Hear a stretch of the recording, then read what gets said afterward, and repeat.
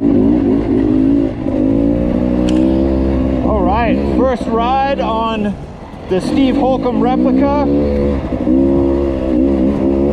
We're riding the south end of 770 here in Rampart Range area in Sedalia, Colorado. Suffice to say, the bike feels just incredibly responsive.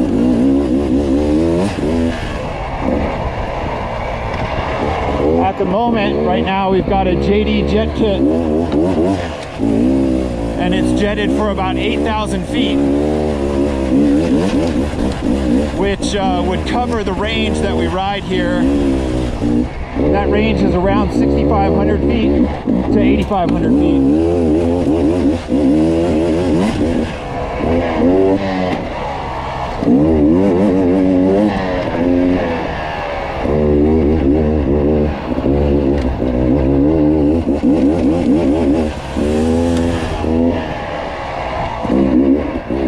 As expected, the suspension out of the box seems a little harsh, but it's also not broken in, so we'll have to wait a little bit for that and see how it feels.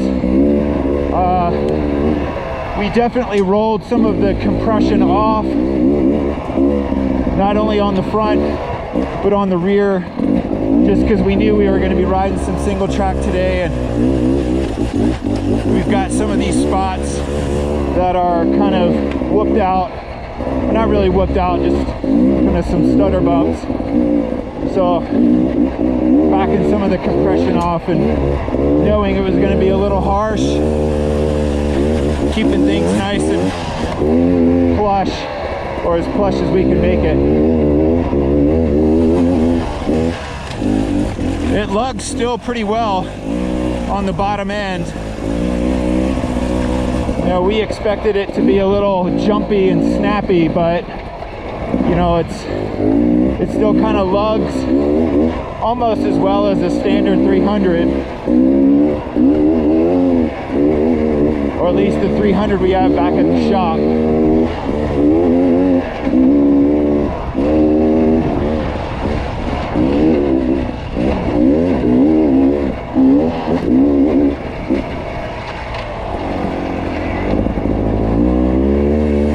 We're about to see why we love living in Colorado.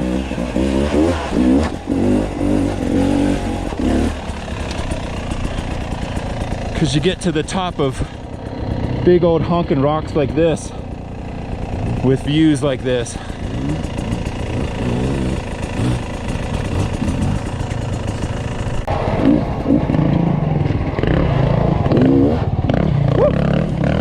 Yeah, baby.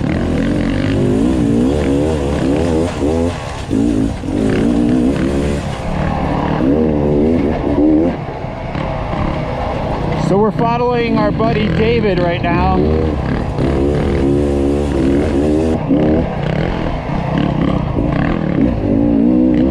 So at this point, we've been riding for about 30 minutes. You know, and the bike does feel like it's kind of softening up and loosening up. It's very interesting. You know, we're huge XTrainer fans, and I can confidently say that this bike feels almost as light on its feet as a XTrainer does.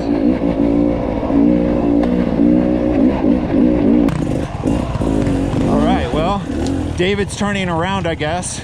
I'm going over the rocks.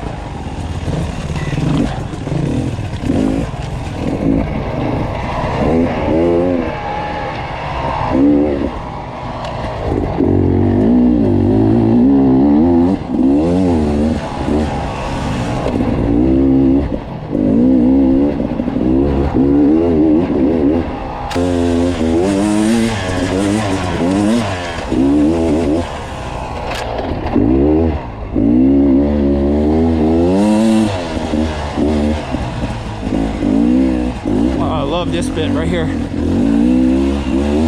I'm sure on video it looks flat.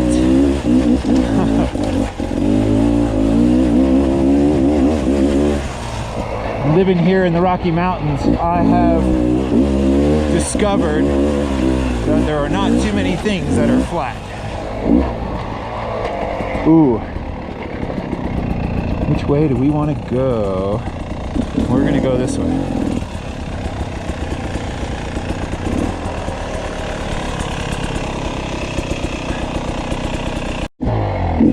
Okay, and we're back.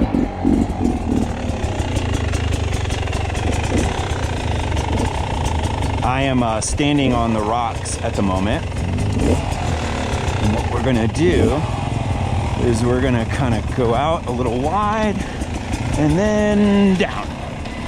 Bam.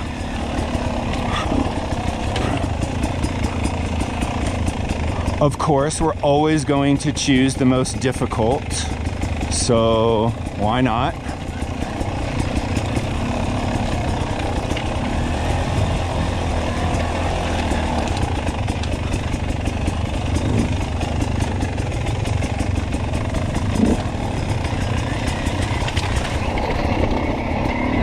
Oh.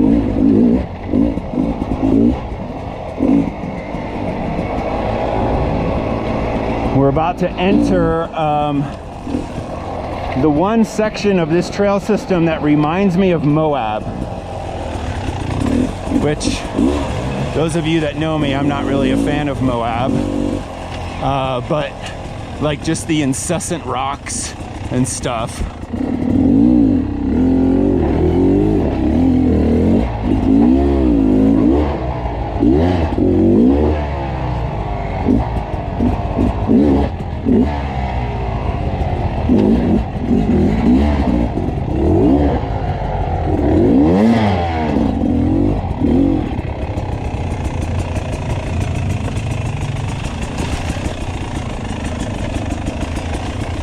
There we go.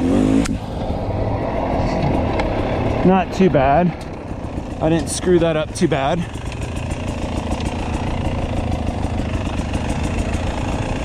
It even has the white lines like Moab does. Woo! Indicating this is your path.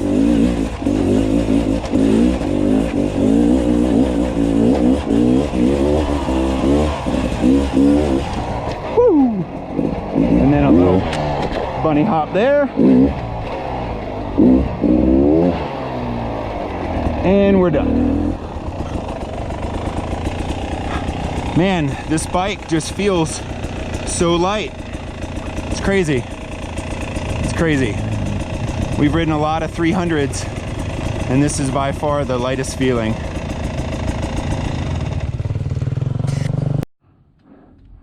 How's this for the Rocky Mountains? It is, what is it? May 28th at 11:54 a.m. and it's freaking snowing. Yeah, baby.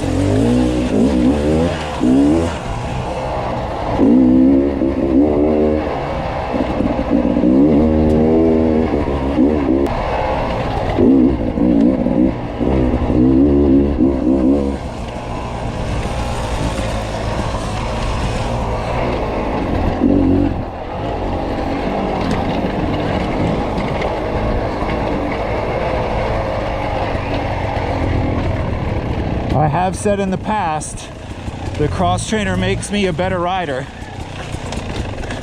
The 80-20 rule applies to that bike in the opposite, at least out here.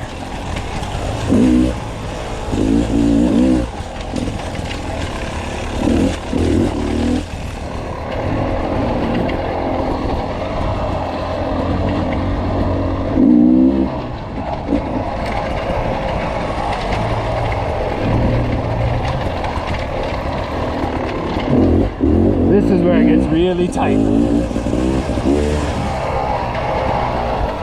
Or tighter, I guess.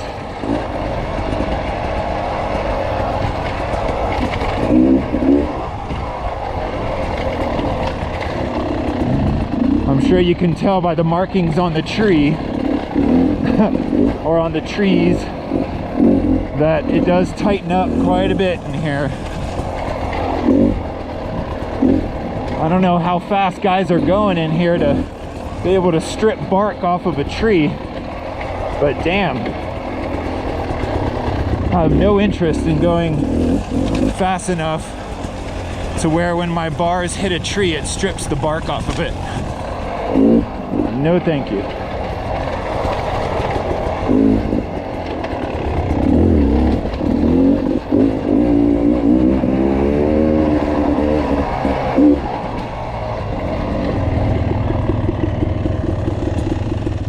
What's up? That felt good, huh? Yeah. Space in another piece from a different noose. Oh, okay. So my old nooses I keep using, and the problem is when they shrink, that's when you run